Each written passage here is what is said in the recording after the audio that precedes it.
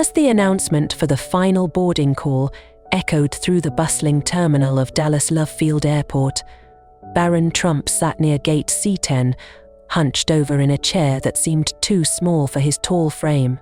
He kept his head down, scrolling through his phone, waiting for the crowd of hurried passengers to board their flight ahead of him.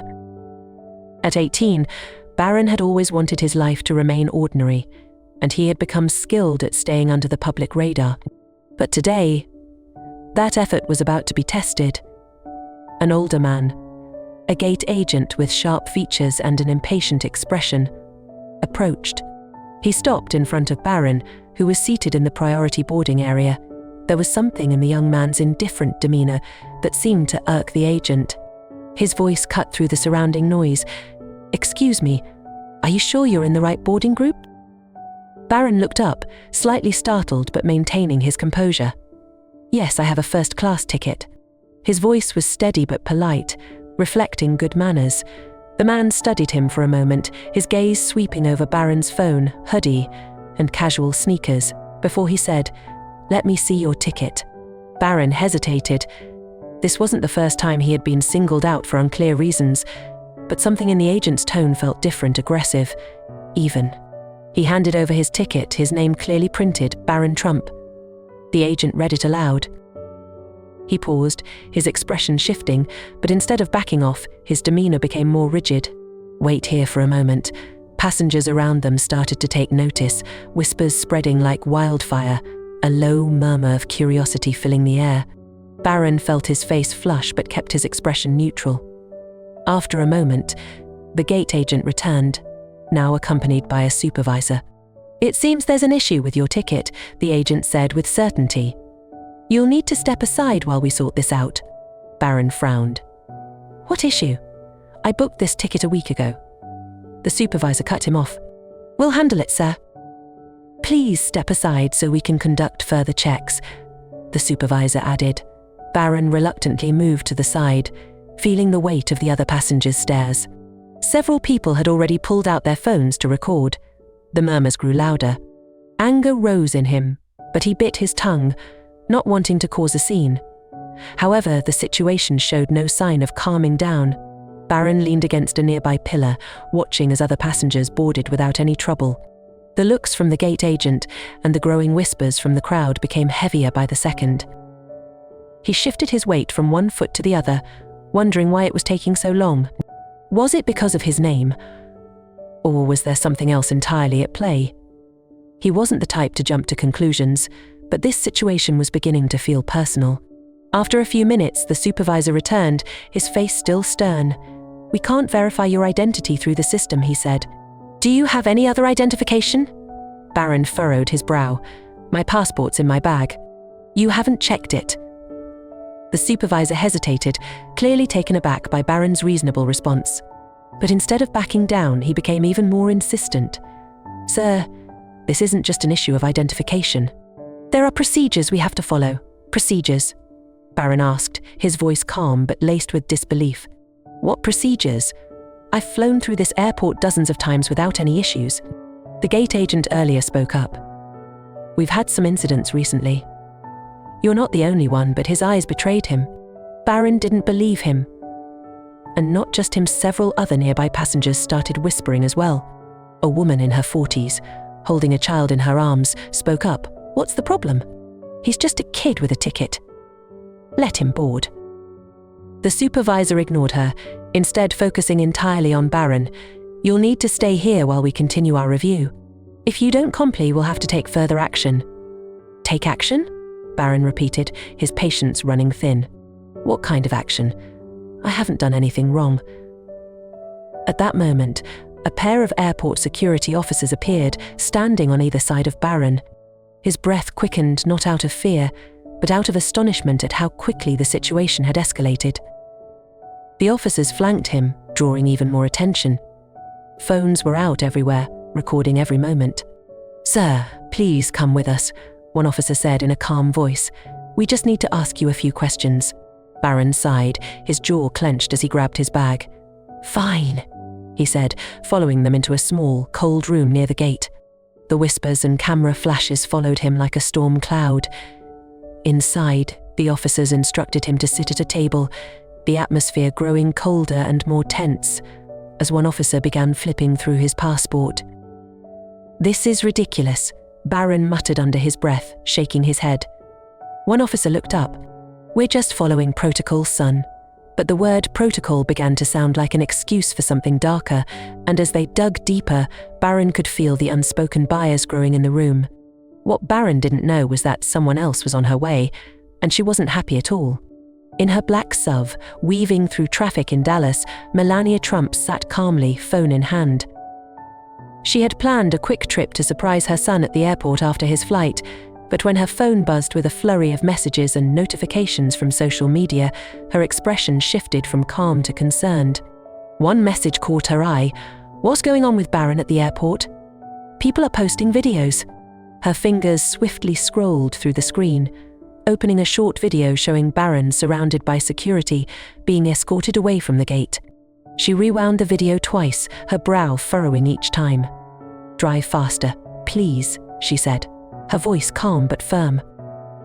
Meanwhile, at the airport, Barron sat in the small room, staring blankly at the empty wall in front of him.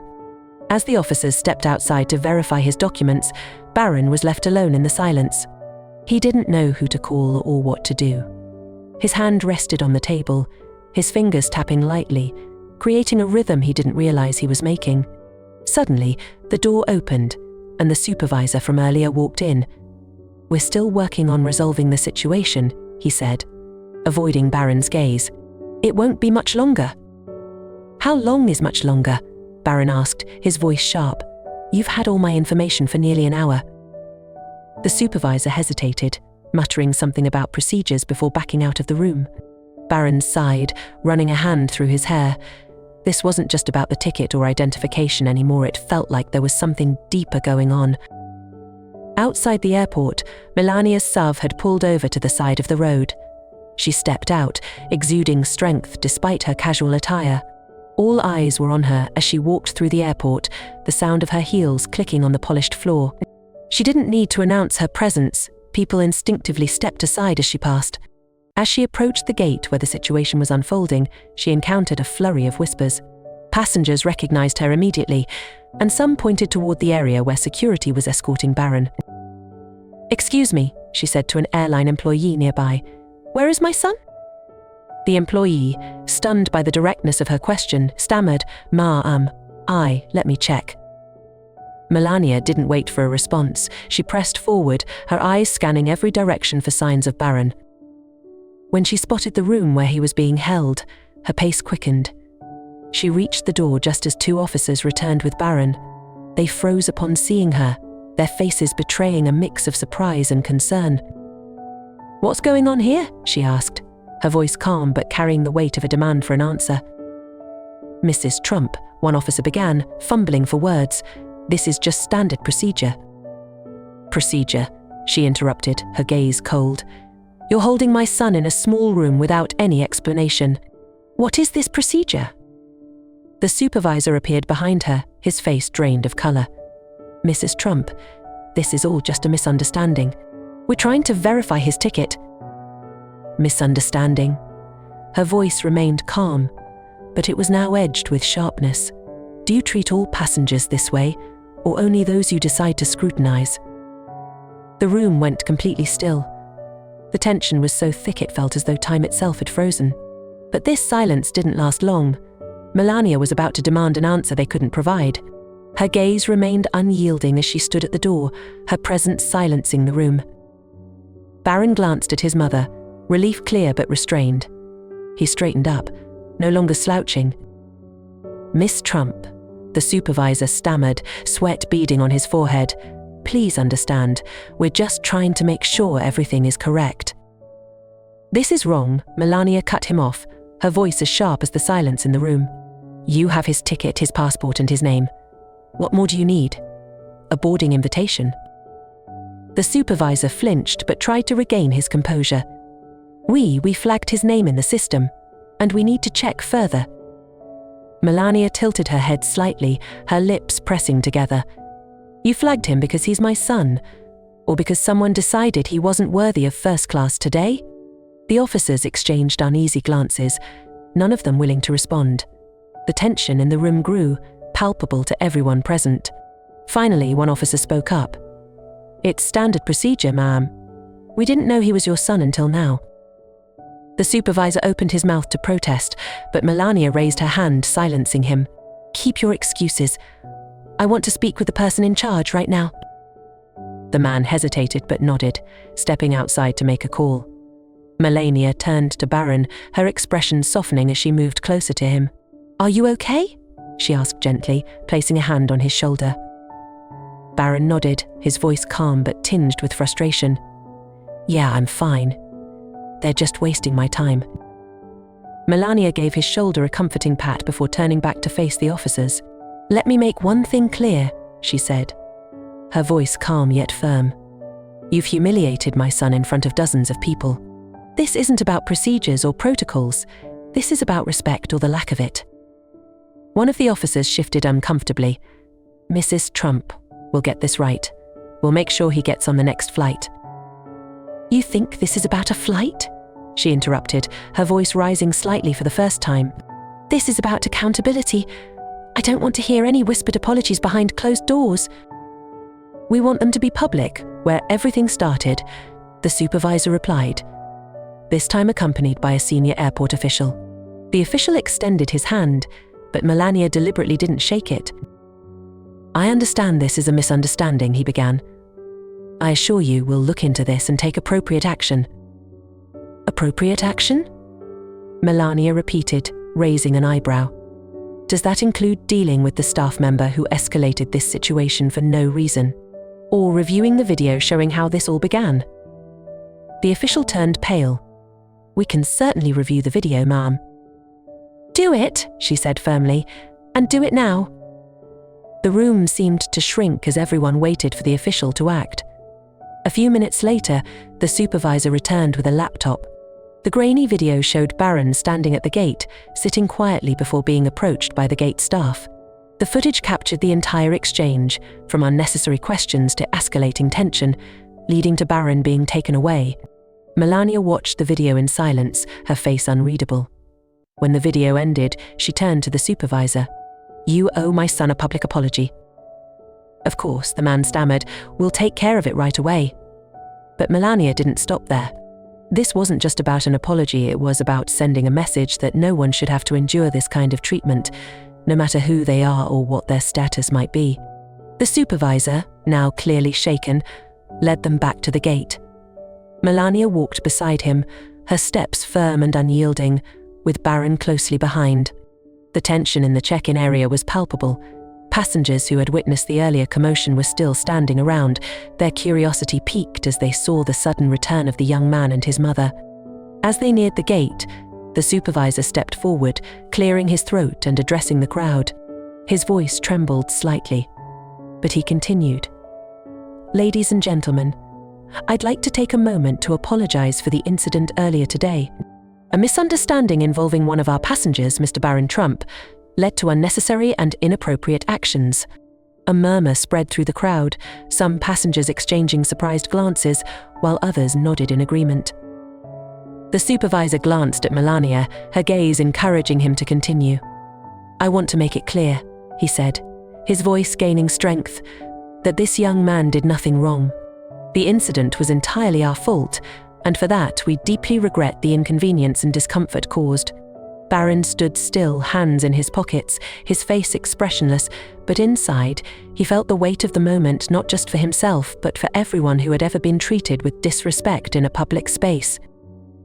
Melania stepped forward, her presence drawing all eyes in the gate area. "Thank you for your words," she began, her voice calm yet resolute, "but words alone aren't enough. This isn't just about my son, it's about the principle of treating every individual with respect and dignity, no matter who they are or where they come from." The room fell silent, her words slicing through the air. "My son may carry a name that attracts attention, but he is also a human being, a young man deserving of fair treatment," she said, "just like every other passenger in this airport." Let this be a reminder to us all to stop and think before we act, to remember that respect is not granted by status, but by the human dignity we all share. The crowd erupted into applause, some passengers even standing to express solidarity. The supervisor bowed his head, his face flushed with embarrassment. After a moment, the airport seemed to wake up with a renewed energy, not judgment or division, but unity. As the applause gradually subsided, a woman with a small child approached Barron and Melania. "I just want to apologize for what you went through," she said softly. "That wasn't right." Melania smiled politely, her gaze warm. "Thank you. That means a lot," she replied. Barron nodded, grateful, but still reflecting on the events that had just unfolded. This moment of clarity wasn't the end, it was the beginning of a conversation about respect, equality, and responsibility that would extend far beyond the walls of the airport. As the gate area quieted, Barron and Melania were escorted to the lounge. The airline staff, now more reserved, offered them drinks and priority boarding, but Melania gently declined, understanding that this wasn't about compensation, it was about principle. Barron sat opposite her, his hands clasped together. "I didn't expect something like this to happen," he said. Melania looked up from her phone, her gaze softening. "You handled it very well," she replied. "It's not easy to stay calm in moments like that." Barron shrugged. "I've dealt with situations like this before, just never in public like that." Melania tilted her head, her hand resting on her knee. "And that's the problem," she said. "No one should get used to being treated unfairly. Respect isn't a privilege, it's a basic right." Barron nodded, his mother's words sinking in. "Do you think they'll actually change anything?" he asked. She paused, thinking. Maybe not today, but moments like this will add up over time. People will notice. And sometimes, it just takes one person standing up for others to make people think twice before they act. Melania pulled out her phone and began typing. A few minutes later, her tweet appeared. "Today, my son experienced something no one should endure: being judged before being understood.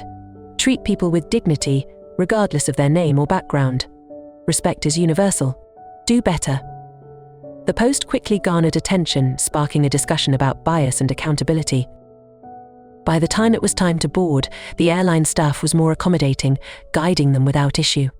As they sat down, Melania glanced at her son, who was wearing his headphones and staring out the window. She smiled, thinking about the bigger picture. This wasn't just about Barron, it was about everyone who had ever been looked down upon or made to feel unworthy. These moments were opportunities to teach and to drive change, a reminder that respect is a fundamental right. As the plane taxied down the runway, Melania closed her eyes, her mind replaying the events of the day. It hadn't been an easy experience, but she hoped it would leave a lasting impression not just on those involved, but on anyone who heard the story. Because sometimes the strongest lessons come from the most challenging moments, and the way we respond can inspire others to rise above prejudice and embrace kindness. If this story has touched your heart, we'd love for you to share its message by liking and sharing it with your friends. Help us reach our first milestone of 1,000 subscribers. It means the world to us and allows us to create more meaningful stories for you. Don't forget to share your thoughts about the story and let us know which city you're watching from. Thank you for your support, and we'll see you in our next story.